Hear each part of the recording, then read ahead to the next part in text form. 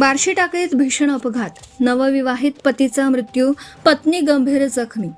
अकोला बार्शी टाकळी मार्गावर कान्हेरी सरप आणि आळंदा दरम्यान 24 जानेवारी रोजी रात्री सुमारे 10 वाजताच्या सुमारास भीषण रस्ता अपघात झाला. भरधाव वेगाने येणाऱ्या एका चारचाकी वाहनाने मोटारसायकलला जोरदार धडक दिल्याने इस्लामपुरा पाडा बार्शी टाकळी येथील नवविवाहित दाम्पत्य गंभीर जखमी झालं. अपघातानंतर घटनास्थळी उपस्थित नागरिक आणि प्रवाशांनी तात्काळ मदत करत दोनही जखमींना अकोला येथील जिल्हा सर्वोपचार रुग्णालयात दाखल केलं. प्राथमिक उपचारानंतर त्यांना पुढील उपचारासाठी खासगी रुग्णालयात हलवण्यात आलं. मात्र उपचारादरम्यान पती समीर शहा यांचा दुर्दैवी मृत्यू झाला, तर पत्नी उमैरा तबस्सुम उर्फ सानिया यांची प्रकृती गंभीर असल्याची माहिती मिळाली आहे. या हृदयद्रावक घटनेची बातमी बार्शी टाकळी शहरात पसरता सर्वत्र हळहळ व्यक्त करण्यात येत आहे.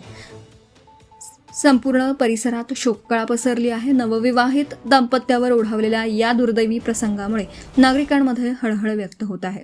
प्रसंगी बार्शी टाकळी पोलीस स्टेशनचे ठाणेदार प्रवीण धुमाळ यांच्या मार्गदर्शनाखाली उपनिरीक्षक चाटे हे तपास करीत आहेत.